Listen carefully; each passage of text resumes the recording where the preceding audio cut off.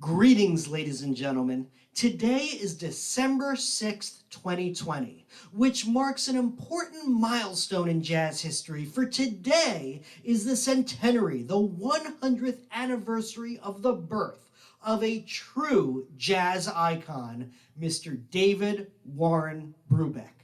So in honor of Dave Brubeck's 100th birthday, today's installment of Seth's Story and Song is dedicated to his most famous hit, Take 5. You know, Dave Brubeck had something very much in common with his idol, Duke Ellington, in that both Dave and Duke were prolific and gifted composers. Yet for both of them, their single biggest hit, they didn't write. In Duke Ellington's case, his biggest hit was Take the A Train, written by his protege, Billy Strayhorn. That'll be the subject of a different installment of Seth's Story and Song. With Dave Brubeck, Take 5 was written by the alto saxophonist in the Dave Brubeck Quartet, Paul Desmond. Now, Dave Brubeck did make a contribution to the genesis of this tune in terms of the form, the structure. Now, as you may know, most jazz tunes, pop tunes, what have you, tend to have a main melody, a main section we call the A section. And then in the middle of the tune, there's a different part, a different section, a bridge or a B section. Well, in Paul Desmond's original conception for Take 5, what we know today as the bridge was actually the main melody. This was how Take 5 started.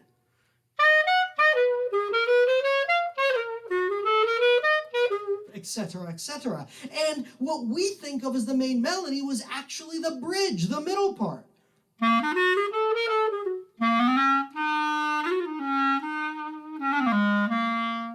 It seems positively wrong to play that song that way today. Nonetheless, that's how it was written. And it was Dave Brubeck who said, you know, Paul, why don't we switch these two sections around?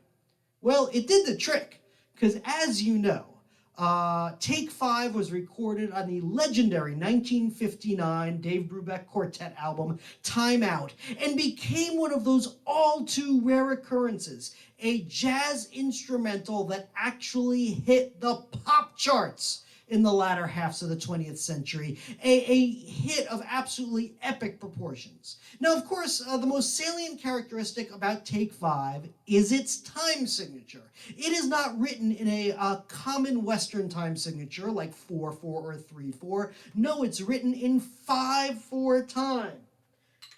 5 beats per measure. It's as if, imagine if humans had evolved with 5 fingers on each hand instead of just 4.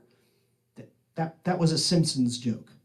All right, anyway, let me let you in on a secret. Us jazz musicians, we don't like to count higher than 4. So we don't. When we have a complex time signature, we break them apart into smaller units. Now, 5/4 can be broken up 2 different ways. You can count 2 and 3, or 3 and 2. Now, in the case of Take 5, it's clearly written in 3 and 2. And try, when we play it in a minute, to count along with us. 1, 2, 3, 1, 2, 1, 2, 3, 1, 2, 1, 2, 3, 1, 2. Let me know how that works out for you.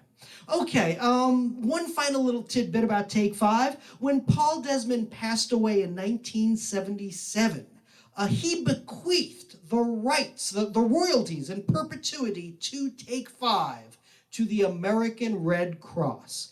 And to this day, Take 5 nets the American Red Cross in excess of $100,000 a year. Now, I'm often reluctant to call this song on gigs, because for some reason that I can't understand, whenever I turn to my band and say, Take 5, they all leave the bandstand. Fortunately, that won't happen today, because I have with me my fabulous hostage accompanist, Mr. Will Kibel. Hit it, Will.